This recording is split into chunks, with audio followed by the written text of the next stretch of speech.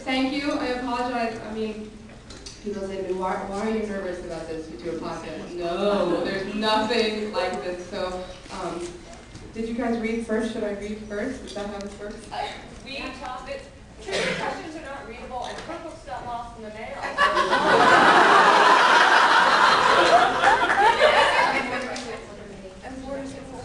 Oh, I'm sorry. Okay, well, okay.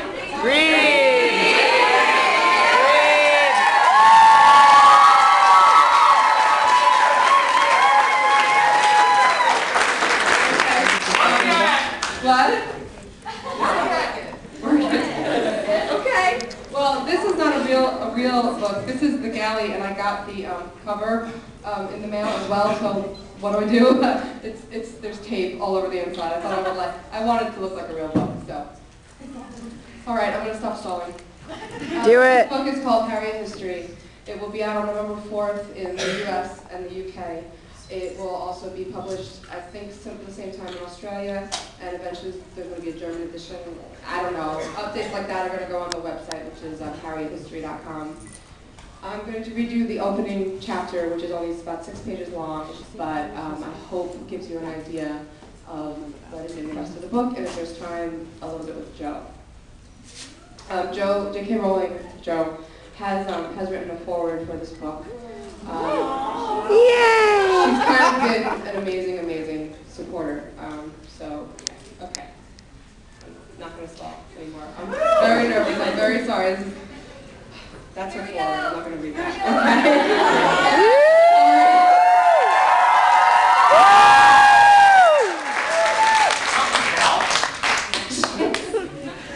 Okay. Can you hear me okay? Yes. Chapter 1, Release. Within 24 hours, everyone would know. They'd read about it on their computer screens or in the newspaper. They'd find out on their way to work or over morning coffee, listening to the radio or watching television. The news would be shouted into their cell phones or overheard on the train. They'd talk about it at the water cooler and on coffee breaks. There would be group emails, message board postings, hastily scribbled notes. They'd call grandchildren and grandparents to share and discuss. The news would race around an electronic ribbon in Times Square and on billboards in London and news tickers all over the world. It would break into regular broadcasts and be teased on the morning shows. It would be whispered behind cupped hands in the classrooms and screamed across playgrounds. Some would laugh and others would cry, but all would be affected. The news would skitter at light speed, unstoppable, through landlines and fiber optic cables and over airwaves until it reached workplaces and houses and playgrounds, multiplying until it could weave itself into a blanket and cover the world. I was barely conscious when I found out. I was on my bed, fully dressed, lying on my stomach, and trying to keep my head from lolling right onto the keys of my laptop. When my phone rang, my head hit the keys like a dropped melon. I groaned and rubbed the new indentations on my nose while fumbling through the talk button. Whoa. That's what I said. W-H-A-G-U-G-H. It's up! It was Sue Upton screaming at me, and I let the phone fall so I could use my remaining free hand to rub what now felt like a punctured eardrum. At this rate, I'd end up comatose before breakfast. Sue was still yelling, the sound muffled from the dropped phone, but now completely unnecessary. Clarity broke upon me, and I knew exactly what she was yelling about. It was why I was lying next to my keyboard, the reason why I had been awake in the first place. The last few hours replayed themselves in my mind like a blink. Barely 10 p.m., sitting at my friend Julie's house, watching television after a light news day, chatting during commercials, reaching for my cell phone out of unbreakable habit, as natural emotion as blinking. Tapping my web browser, waiting for my email to load, all without interrupting the flow of conversation, in fact, barely showing I was holding a phone at all. Flicking my eyes down to the screen just to check that everything was all right while I was not online. No important emails, good. No emergencies, no broken servers, good. Pausing. 1, 2, 3, 4 emails. 4 of the 50 emails I've received over the past hour were eerily alike and seemed to come from different parts of the country with the same news, like witnesses who choose the same name from a police lineup. I work in a bookstore and we just got an email from Scholastic. It said something big is coming. Said it's what we've been waiting for. Do you think this is that? I did, but didn't know if I wanted to. It had been such a calm, slow day for a change, which meant I should have known it would have been followed by a crazy parade. 6 years on this beat had taught me to shake out the news from the rubbish, and this felt real. This felt like everything had just changed. Those short and simple emails had effects on me far disproportionate to their size. My heart seemed to sneak up to the vet into my throat and stick, pounding through me with the same rush that I got when I reached the top of a roller coaster, about to get to the best part and the part I've been waiting for, but still panicky and unsure I was ready to plummet. Julie asked what was wrong, but I was already gathering my stuff and making apologies, telling her to check the website the next morning, bowing my way out of the apartment and calling Sue, the site's senior editor. "I know," Sue said instead of hello.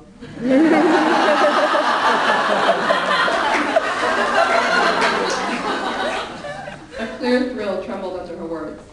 "They look real, Sue," I said. "Is this happening right now?" "I think it is." Sorry, Sue, I don't want to impersonate you. There it was again, that squeal of happiness threatening to break free. Squee of happiness.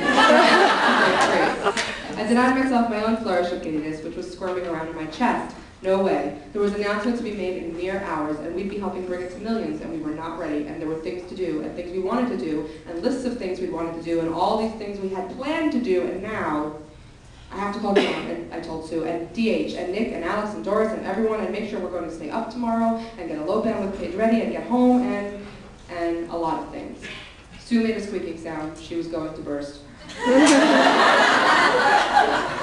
T-minus 30 seconds and counting. "See you online at 5 a.m.? Podcast right after?" I asked. No answer. "Sue?" A high-pitched squeal exploded out of the phone and assaulted my eardrums. I held the phone at arm's length. "Oh my God, Melissa, it's coming now!" "Yeah, I think it is," I said, and with that she had infected me. The words wavered as though I rattled them, and I danced a little on the spot. 5 minutes later, I was on my way home. I called John Noe, the site's creative director, on my car phone as I hit the Staten Island Expressway, which was thick with late January mush. He answered thickly, and it sounded like I was distracting him from something more important.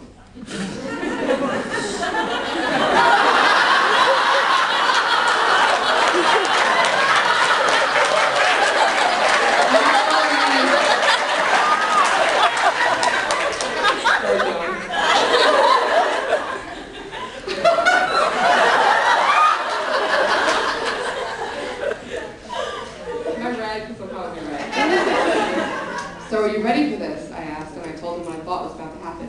"Are you kidding me?" John yelled, "Thou holy!" And he let loose a stream of obscenities. "That's it? We're on a 6-month timer?" "Looks like." "I'll be damned. What am I going to do with school?" John worked on a trimester basis, which meant he didn't get the same summer breaks as every other student. And the idea that he might not be able to take part in whatever celebrations were going on this summer was already causing me tightness in my chest. "I'm going to need about a month off. We'll work it out," I told him. He promised to be awake and alert at 7 a.m. to record a podcast and stay up afterward to create a countdown for the site, and we hung up. I paused before calling Alex Robin, genius programmer or not, who was in high school and it was late. I could send him an email when I got home, and he'd be up in time to act on it. Nick Poulton would be sleeping. It was nearly 4 a.m. this time. Out of people to call for the moment, I drove in silence, worried that this was all an elaborate scam. No, it couldn't be. What would the plan be? To send emails from all corners of the world, to try and convince people to wake up early on a specific day, realize there was no news to be had, and go back to bed? That wasn't even a scam. It was a complicated and pointless prank. This had to be real. Scholastic had informed bookstores to be on the alert tomorrow for a huge announcement, and there was no reason for them to do that except...